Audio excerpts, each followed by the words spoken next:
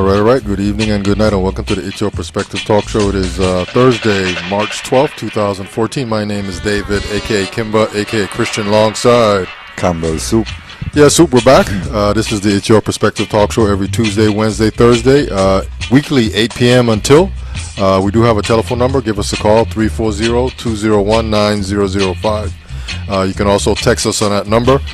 We do have a special guest in studio tonight, Ernice Gilbert. There he is right here. He is the founder, the main principal of the VI Consortium. It's kind of an online, I guess, newspaper, right? I guess is the safest way to say that, right? But before we get to that, I just want to say a few things real quick. We are streaming live from the High Tech, Low Tech studio. Coming to you from an undisclosed location here in St. Croix, Virgin Islands. No radio, no TV, internet only. We do have 2 Facebook pages. It's Your Perspective Talk Show and streaming live from the VI.com. You can also see all our live recorded shows on YouTube and Ustream. Super up to like 140 on YouTube, man. So we got shows all the way back from the very beginning in April of 2014. Even up to last night's show was on there. So if you missed it when it was live, go to youtube.com and you'll be able to see all our shows. We also have some shows as well on ustream.tv as well. We got like 12 or 15, but mainly they're all on youtube.com. Want to give a shout out to CHS class of 1982. Big ups to the entire crew, all our classmates here in the Virgin Islands, St. Croix, worldwide. Give us a call. Let us know how you're doing tonight. Hit us up on 340-201-9005. Shout out to Vanessa Rhythms. I saw her today. She's going to be coming on soon here in the next couple of weeks. Julie and Sharice King. We're looking forward to you guys coming back on the show real soon. And all our past guests from April of last year. I want to say thank you for coming on the show and being a part of what we're trying to do here. Also, we're on Twitter. Hit us up on VI Perspective. You can tweet with us. And simply put, this show's mission is just to inform and empower everyone. And as we move on here, Soup always blesses the show with the It's Your Perspective poem. Soup, you ready? Yes, I. All right, bless that mic, man. Greetings, Rastafari live. The greatest secret in life is that reality is nothing more than illusion. The physical world does not exist outside of our own belief system and the filter of our own mind. We are, in fact, subparticles of Jah, experiencing creation itself. But as subparticles of Jah, we have swayed over these creations. Everything you have experienced in life, every event, occurrence, object, and person is nothing more than a figment of your own thoughts, beliefs, and words. The problem is, most of us are still asleep. The problem is, most of us are still asleep. When you understand this, your entire world shifts and you come to realize the true meaning of life is thus like a lucid dream. We have total control. Yes, Soup, that's the It's Your Perspective poem. I want to say thank you for blessing us up since the beginning, man. So as we move on here, our guest tonight is Ernice Gilbert. He is the president, founder of the new online website that gives us all the daily scoop on what's happening here around the Virgin Islands. Thank you for coming out and spending some time with us. Yes, it's good to be here today.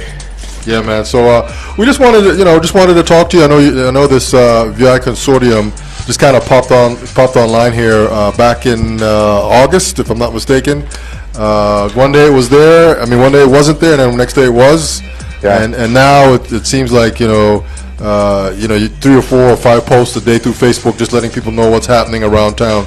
Yes. So just kind of let us know, how this all came about. You were telling us that you have a background in web development and some things like that, and that's all part of what you're doing. Yeah. But kind of enlighten us, how you came about this. Okay, so of course, as you mentioned, it started back on August 2nd, but the idea came way before that. I began, my journey in journalism about 9 years ago. I did video games journalism for a very long time, and in video games, everything is fast-paced. Technology is utilized a lot, and so when I stopped journalism back games journalism sometime in 2013, and started a radio show called the Virgin Islands Political Consortium. Sometimes Ernest, you were not the coach, but were you doing this game here in the VI? Well, my website, gamesthirst.com, it was an international website. Okay, so, all right. So whether you were here locally or you were international, you could have accessed the website. But video games is, it's international, and yes, so everyone consumed it. And it was a very popular site, well known, amongst, gaming circles amongst and video gamers. games. Yeah. Video games developers all over the world. And so, again, started a political show on a radio station locally, because I've always been interested in, events and basically our community and what is taking place, leadership, and, how our leaders are steering us, if they are steering us on the right course. And I've always thought about how could I be useful in our community. And so I started a political show called the Virgin Islands Political Consortium with Mr. Ashley Scotland. And what we would do is invite local politicians, to tell us the views, what they intend to do if they become, if they are elected into office, and so that is where it all started. And one day, it occurred to me, you have a background in in journalism, you have a background in website development, you know how this thing works. You also have a huge interest in your community, right. And here you have a political radio show, that brings politicians and leaders of our communities together and ask them pertinent questions in relation to our community and how they intend to make the lives of the people better. So why not launch a website, right? An online news website in line with what you already know, in line with what you've already done in the games industry. Fast-paced, technology, quick, to the point, a local online news outlet, and so so the people could enjoy something new. Right. And so months and months I labored, behind the scenes, building, changing, fixing, creating something that I thought would, people would enjoy. I also wanted to create something that would represent the territory in a respectful way, not a shabby website, half-hearted or half-baked. We wanted to create something that people would enjoy and people would feel good about in terms of quality and what you see. So took a lot of time with it. I had my wife, Charlene Gilbert, look over everything. I said, babe, what do you think about this, that, and all the people. And on August 2nd, 2014, primary election day, I quietly launched the website. I had prepared some stories. Of course, it was the political season, right? And we'd interviewed a lot of the hopeful candidates already, right? And so there was a lot of contents to go by, and so we created content, and we launched the website quietly. And before you know it, again, I have a background in technology and using social media, knowing how these things work, coming from Games Thirst and doing that for such a long time. In tandem with launching the website VI Consortium, we also launched a Facebook page. And we decided everything that we placed on Consortium would also be placed on our Facebook page. And so everything literally took off. The political season last year was very exciting and very, passionate, and so we were able to launch the website, and people grabbed hold of it. People really enjoyed it, and it took off very, very fast. And so that was how it all began. So what were your first stories on August 2nd? What'd you have on there? So the first stories on August 2nd was about primary election day. Today is primary election day. Okay. Go out to vote. We had everything was in line with the election season, your political articles and whatnot, and that is how it all began. Really did not know what to expect. I'd done it before in video games, but I've never been on the journalism scene locally. And so we had to build a lot of contacts, don't know who to call. It was very, very interesting. But again, things took off very fast, and people, organizations and government persons started to call and wanted to find out how they could, make the content available through us. And then for some reason, it's been amazing. The people, the locals really trusted us in sending information and tips and various stories. Of course, we had to verify stuff. Yes. But everything just took off, and it's been an amazing journey ever since. Matter of fact, to be quite honest, when we launched Consortium, when I launched it, not expecting what happened, I did not even have a business license as of yet. I said, let's just launch this thing. And we scrambled when everything took off. Like, okay, we gotta get this straight. So it's been an amazing journey. We ran for a license and did everything, and so that's how amazing it's been. Okay. Yeah. And so you launched it on August 2nd, and now you're moving forward from there. Yeah. And you were saying it's well received. Yeah. So I guess by the viewers and everybody that reads it, they're liking the reporting. Yeah. So talk about like your how you go about getting the reports, the information that you're going to put out. Okay. So what we like to do is differentiate ourselves, because obviously you could get a lot of news, but the news is basically press releases, right? And we do have a lot of that too, because government entities, government agencies send out a lot of press releases, local entities. But then you want to differentiate yourself, so we pride ourselves in getting exclusive content, and whether that means going out and interviewing people, speaking to persons, and then the community sends out a lot of tips to us, and then we go out and investigate said tips. We also like to be on the scene first. so what I did was I took my experience in the video games industry, and it translated into what we have now. So let's say there's big news happening from government house. Right. We would get it and immediately translate it on our website, make news stories out of it. If it's a really big event or big story, we'd do what we call a live blog. Okay. And so basically is you get all the content real time. You don't have to update the page. You keep it open, and all the content, all photos, the news happens before your eyes. We did that for the elections, for both the general and also the runoff elections. Right. Okay. And we also we did that also during one of MAP's cabinet announcement events, and so people really enjoy that. But again, we get a lot of information from people, leads we got to follow. If an event is happening, if some an accident or a crime, people contact us. Right. We try to rush to the scene to get it. And I was just going to ask you, so that's how that works. So if someone says, hey, there was an accident on Center Line Road, you guys just jump up, head over there, yes, and get the information and then report back. Yes, we also got police sources, and so we get the information very, very fast. But a lot of times people call and say, hey, this is happening here, check this out over here. And via Consortium, we try to race towards it and at least get as much information as possible. Okay. Do you guys got a battle with the local other station, news stations? I'm sorry? Do you have to battle with the local news stations? It's been interesting. Local media, being the new folk on the block, right. We've had to meet the folk who've been here forever, been in the business for a long time, and so coming up and just doing what we've done, it's been very interesting. We got a lot of friends in media, colleagues, and some folk just hi and hello. But it's been yes. But it's been very interesting. I also got to mention Cynthia Graham, who is VI Consortium's executive editor. She's brought a wealth of knowledge and talent and skill to VI Consortium. Would not be able to do this without her.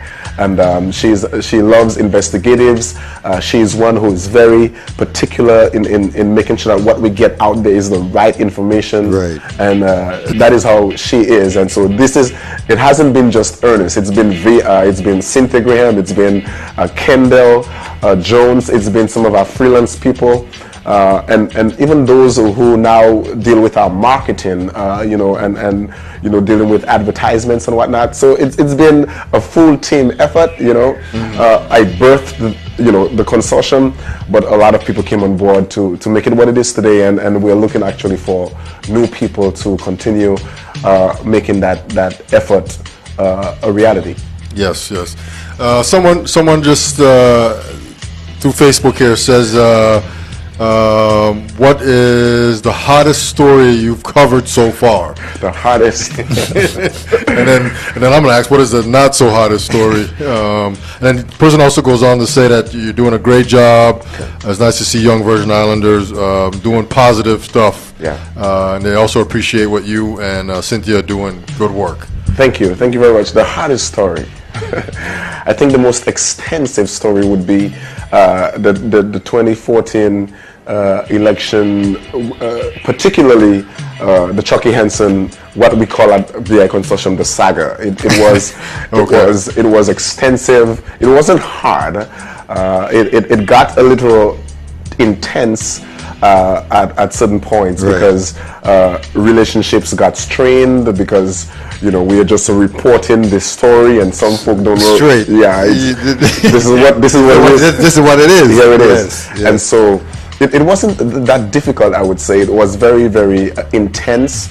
It was long, arduous. Never thought it would have lasted as long as it did. Right. But it was. I'm trying to think of a difficult story.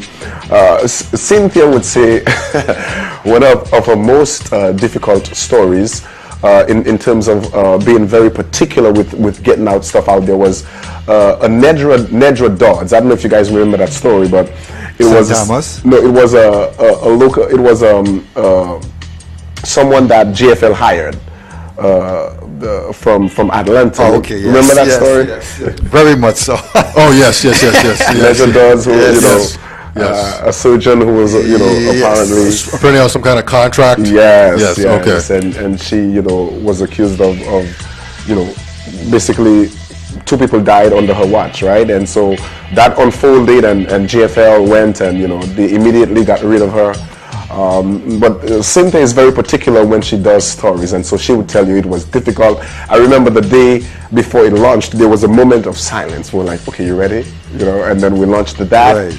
And so, and there were a few other stories that we've dealt with that we would consider not difficult, but very, very, particular, and want to make sure that we got everything correct, because how stuff. You don't want to go out there and anybody coming back at you, right. Yeah, and the person that had that question said it's okay to tell you who it is. So I'm going to, with his permission, I'm going to say that it's Brad Nugent. All right. Big ups to Brad. Thanks, Brad. So as you're doing this news reporting, I mean, do you have a way of double checking your information? How does that work? Right. So we never really go on one. Especially if it's a news story where you gotta check sources, you never really go on one source. You try to get confirmation from a source, and then you try to get that same confirmation elsewhere. Okay. It's very critical because you never know if someone's playing games first. You never know if that person didn't get the story particularly correct, and so you always want to double check and make sure that your source has that story correctly by double checking elsewhere, and having more than one sources or more than one source is very critical in relation to getting a story out there, especially if you're doing an investigative on a story where you got information that is not readily available. Right. You got to double check and triple check your sources, and so that's been very critical for us. Okay. Have you created some have anybody feel a way since you have launched this and done any stories? Oh yes. Okay. Oh, yeah, we've had many people call. Some people sometimes for silly things, by the way, and then some people who didn't particularly like what we are reporting on. Right. And so they'd call and they'd get upset, and then we'd respond professionally. Some people don't really know how it works and what is public information, and so we'd have to explain some of that. Right. And one critical time for us, which was a difficult time for VI Consortium, was when we launched a story about a guy who was an ardent Donald Christensen supporter who died, I think, or who got killed 2 days prior to the elections. Yes. And we ran a story that says Donald supporter dies 2 days before the election, and something like that. Can't really remember the title. Right. And a firestorm just blew up. It was in the heat of the election, and Cynthia called me. She's like, Ernice, we gotta talk right now. I'm like, what's going on? She said, have a look at the website. When we looked on Facebook, over 100 comments in no time. The place had exploded because everybody thought it was politically motivated. Right. And so they thought, okay, you're trying to make MAP supporters look kind of bad and trying to give Donna the edge 2 days before the election. Oh, gosh. And we were like, whoa, no, guys, we have no affiliation with nobody. Not Donna or not nobody, but no organization, nothing. And so that's why you will see a story on consortium one day that may be glowing towards the governor, and the next day it's not so glowing because we report what is. Yes. And so if the governor does something that is glowing, or a candidate for that matter, according to what time of season we're in, then that's the story we're going to run. No affiliations. And so it was a very, very tough time because man, the comments were tough. Yeah, they can be a little hard on Facebook. And it hurt. And what happened was, initially, when all of this started to happen, I did not know how to deal with it in terms of the response and the comments, and some of them that could be very difficult. And I was like, man, this is affecting me. Why? It was so personal. Yes. And then and Cynthia also, we understood that we got to separate this, and realize this is how it is. People are going to say what they got to say. And so I think we did not change the story. I think we changed some of the headlines, or that particular headline, because some folk were so offended by it. Some folk called and said, we're not going to come to consortium anymore. And so that was a very difficult time for us. Did that particular situation cause all of this? This sort of backlash in a sense? Yes. Okay. Yes. It was a huge backlash during that time. It's the biggest we've ever experienced. And we suspect, I think what Cynthia and I realized, it's because the election was so heated. And people chose sides, and consortium reporting a story we thought was something people had to know, right? Yeah, and then it backfired big time. How do you guys determine what is like newsworthy? Something happens. Okay, we're not going to talk about that. That's not newsworthy. It's a judgment where Cynthia and I would sit down and we'd make a judgment call on it. There are a lot of things that we did that we haven't reported and will not report, because we don't think it's just a judgment call, and we don't think it's beneficial per se. Being in the media, you get so much information. And some of it you just can't release because it's not beneficial per se to the community. And so there are a lot of judgment calls that we've made in relation to what is newsworthy, what may be newsworthy, but what is not beneficial. In relation to crime, we think people got to know it. We think people got to know what is happening in our community, and we think it spurs officials, or hopefully should spur officials to take action, to make some moves, make some moves and make some changes.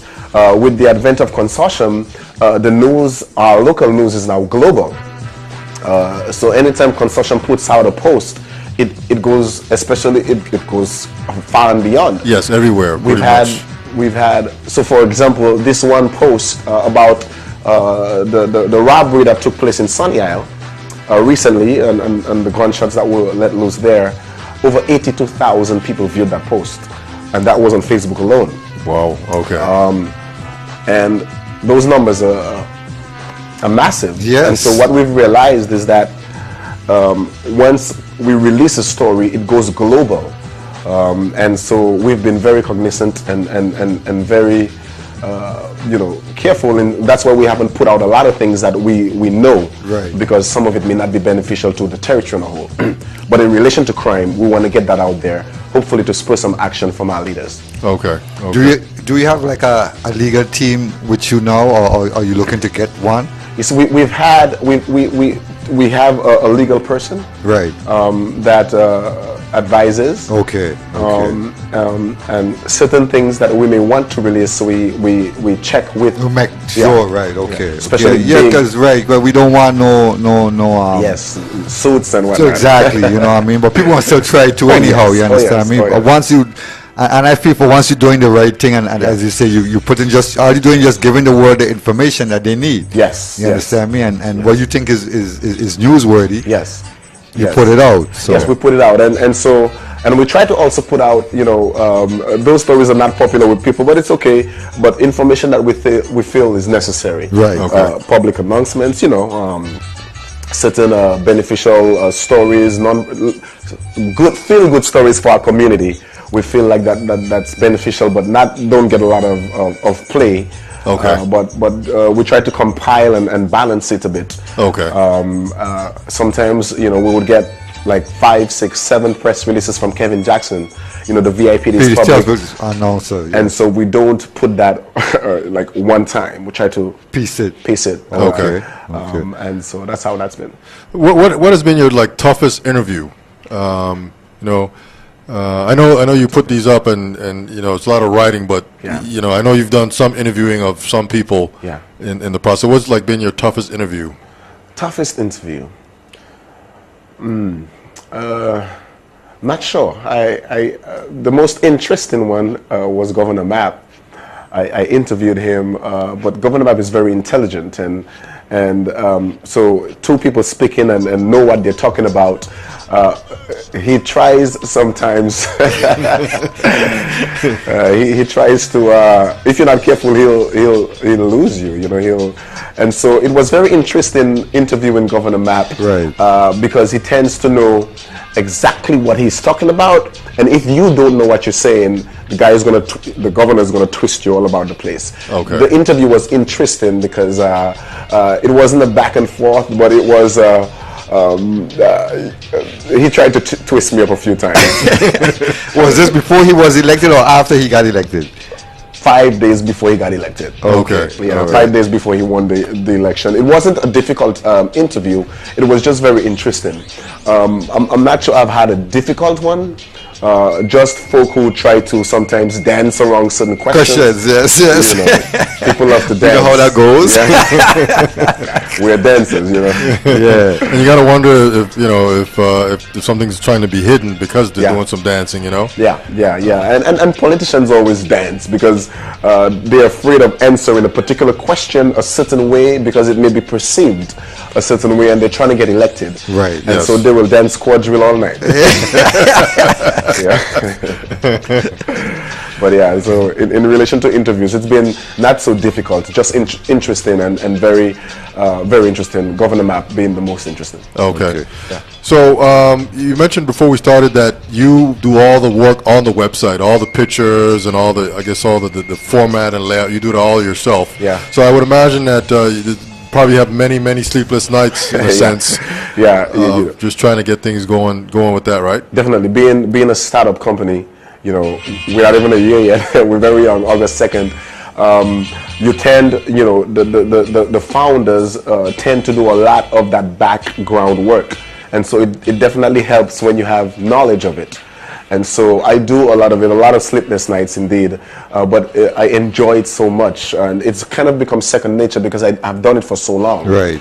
And what I did was I compiled all the best of what I learned in the games industry in relation to website building, in relation to content, in relation to images and how you make stuff available.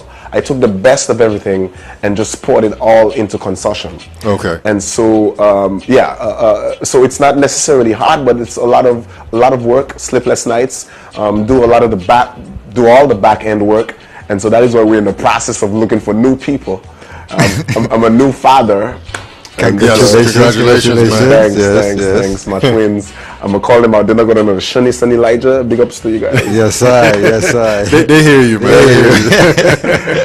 But So you're a journalist by by trade, and then you got, as time went on, before you started VI Consortium, then you got into gaming, or was it gaming first, and you came into journalism? So video games. Well, I love video games, but I studied the English language. But I loved video games from a young age. Okay. And so, being that I studied the English language and writing and all that, I thought, okay, this is my hobby, video games. Why don't I write about it? And I thought maybe you could make some money writing about video games. And so I started a website called gamesthirst.com. And that is how it all started. I have written on Gamesthirst over 10,000 articles. Okay. Over, 3 million words. It's been a while, Yes. But did a lot of work in the games industry for a very long time, for 5 years. Okay. And we've had a full team at Gamesthirst, but eventually I had to slowly dissolve Gamesthirst and change it into something else. Got some future plans for it. But once consortium took off, I had no time for Gamesthirst. Okay. Just no time at all. Okay. So you could potentially get calls at 2 o'clock in the morning, and someone will call you and say, "Hey, this is going on." Yeah. I mean, are you guys responding right away? Or you say, "Oh, I'll check it out at 7 o'clock in the morning." Our nature at VI Consortium is to take it up right away. Okay. And we think that has given us a certain level of setting us apart from, the other veritable and venerable great news organizations that are out here. Yes. But we feel like it's set us apart. We like to get stuff up and accurately but quickly in our style. Okay. So, we'd probably do the 2 o'clock thing, yeah. Okay. We've done it before.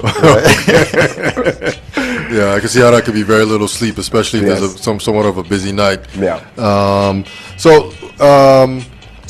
Journalist, being a journalist, you do all the writing, and then it gets on the website. Any stories that might have had to be pulled back, in some for whatever reasons? Yes. Okay. We've had 2 stories. One story was just recently. We pulled it from the website, get the correct information out, and put it back. It was the Guantanamo Bay story with Governor Mapp. Okay. We went. I personally was at that press, the Chamber of Commerce business annual meeting for business persons. Oh, just recently. Yes. Just recently. Yes. Right. And so the governor, was talking about Guantanamo Bay and how, if it closes or if it shutters in Cuba, that there would be a lot of elements of Guantanamo Bay that would be useful and beneficial to the Virgin Islands, and how building a facility here would do well. And so what I got out of it, listening to the tape all over and over, was that if Guantanamo Bay shutters in Cuba, then the governor would like to have it here and make use of the naval base and everything that comes with it. However, we launched the story, and again, it went crazy. And so Cynthia calls and like, "Ernice, are you checking out the site?" I'm like, "What's going on?" Some business persons were at the event, and they're saying the governor's comments are not correctly, they're not reflected correctly in the article. I'm like, she's like, "You probably want to review the tape." And so I'm like, okay, let me review the tape. We reviewed the tape over and over again, and what we found out was that the governor was really saying is not the Guantanamo, not the prisoners per se, right. but the facility, the naval base, and all the other facilities that made up Guantanamo Bay, because it was not only just a prison facility. Okay. And so he would like to bring all those elements, bar the prisoners, to St. Croix. We know it's on the east end.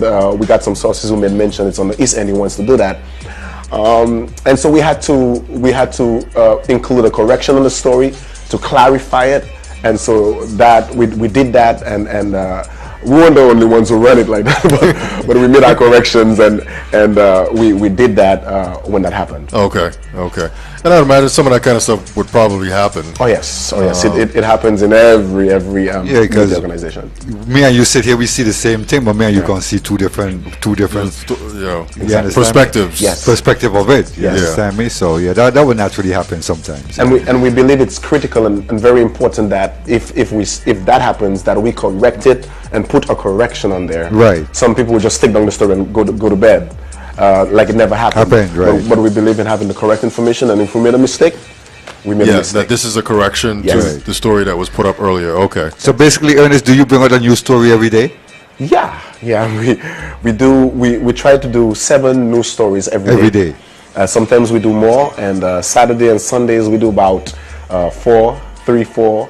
And sometimes if there's a lot of news pertinent stuff that needs to come out, right, then we bring it out anyway.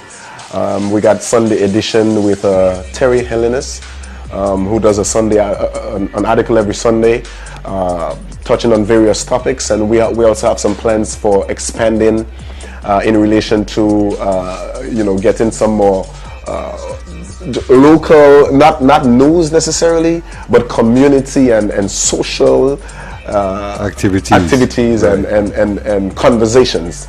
And so a lifestyle segment of the website is what we will launch soon, where we talk about relationships, relationship stuff here going on in the territory. So we want to launch that later on, and we think that's going to be exciting. Okay. So it really is going to become more, in a sense, like a newspaper, where you have the style section, the life, all these different sections within the paper itself. Yes. Okay. So we're working on the lifestyle section. We're working on what we're going to call VI Faith, where various ministers from various religions can come and write pertinent stuff. Yes. Okay. And so we're doing VI Faith and lifestyle, and we want to do what we call diaspora, where we have various stories from the various islands. So folks from the diaspora could enjoy that also. Okay. And so yes, we plan on expanding very much so. What about a sports section? Yes, we were approached by one of the top sports reporters here, and we're definitely thinking of a sports section too. Okay, good, man. So yeah, this is going to be like a seriously online. Online newspaper. Yes. We go in full because we started. We want to concentrate on what made VI Consortium what it is. Right. News. Okay. But there are definitely plans for expansion. Okay. Yeah. So what about when stuff happens in like St. Thomas and St. John? How do you guys deal with that? Amazingly, we've been getting a lot of calls from St. Johnians and the Thomians also. They feel like, and I agree, that they're not getting enough coverage. Okay. And so we soon we're going to put out a call for one journalist from St. Thomas, right, to at least help cover the events over there. Okay. And 2 months on St. Croix, of course. Okay. But we're working on St. John and St. Thomas for sure. Okay. Right. Okay. Good, man. Wow. Yeah. And so those are the plans. So who, as you're a journalist, who motivates you? Like a famous journalist now that you look up to. I love the New York Times. Okay. And I read everything on the New York Times. Okay. I don't watch much TV. I read all the time. Okay. We don't even have cable at the house. We do everything on the. Well, I might get cable because of the kids now. Right. Cartoon Network. Cartoon Network. Yes. But we do a lot of reading, and we read a lot of New York Times. A lot of New York Times, and so they inspire me a lot. Right. Their style of journalism, and my favorite writer would be a guy called Dan Brown. Okay. He's the writer of Da Vinci Code, Angels and Demons, Digital Fortress. I love his writing. He's an excellent. Those are movies, right? Well, they are books turned into movies. Okay. Yeah, they were books first. Okay. Right. Okay. Yeah. Okay. So those are my influences in relation to writing. Okay. Yeah. But as far as like news reporters, I don't know, like some of these these well-known types are on like ABC and right. Anybody like that sort of inspires you? Yes. Well, who has and who had inspired me from times back would be Peter Jennings. I don't know if you remember him. Yes. Yes. From ABC, the ABC anchor. Yes. I loved Peter Jennings. I loved his reporting style. He was confident in what he did. And so I really, really enjoyed the professionalism in which he brought, his stories forth. I miss him quite a lot. As you know, he passed. He passed away, yes. But Peter Jennings was my biggest influence in relation to journalism. And then it followed George Stephanopoulos. Yes. Host of, Sunday, ABC, the Sunday show. Yes, Sunday morning show. Yes. And also Good Morning America. He's part of that crew too. Okay. Yes. He became popular during the 9/11 events when Peter Jennings pressed him every single second, and he had no idea. You did not know the questions that were going to come, but George Stephanopoulos answered seamlessly, fluently, every time. That inspired me, and I was very much impressed by that. Okay. You met any of these guys? No. Okay. Okay. No. Okay. Have you met anybody? Besides those two, have you met anybody that's a journalist? I mean, like I guess a nationally. No, none of the nationals. No. Okay. None of the nationals. Okay. I'd like to meet them someday. Okay. In relation to video games in journalism, we know each other. It's a big industry, but we know a lot of the different journalists, and I've been inspired by a guy called Brian Crescenti. Okay. A big journalist in the games industry. Very excellent writer, knows how to tell a good story, and he had a lot of sources too. That's what I loved about him. Okay. If something happened in the games industry, Crescenti knew it, and so I've also looked up to him. Okay. Okay. And so you're a journalist, right? So you have any words of encouragement for anybody that may want to be a journalist? I mean, do we have a lot of journalists here now? I mean, on St. Croix that are working here, or maybe looking for a job? Well, VI Consortium we hope they're looking for jobs, but not a whole lot of local journalists. Okay. So to be honest, we know. The University of the Virgin Islands has a program, that try to get people involved in it, and VI Consortium, we're looking to foster that by partnering with UVI. Okay. But we don't have a whole lot of journalists here. Okay. Which is very difficult. Okay. Because you need journalists, you need them around, and we all know each other here. Okay. But hopefully there are some out there that VI Consortium could get on the team. Because we're going to start looking for at least 2 on St. Croix very soon, and 1 on St. Thomas. So. 1 on St. Thomas, yeah. Okay, man. So one of the things we always do is we ask our guests, because we're not professional talk show hosts, but as you're here, is there anything that maybe you'd like to say on the show that maybe we didn't ask? This is what comes to mind. When I started VI Consortium, I believe God helped me with it. I'm a Christian, and so I would always be everything I do. I would say, well, God, I would like your involvement in it.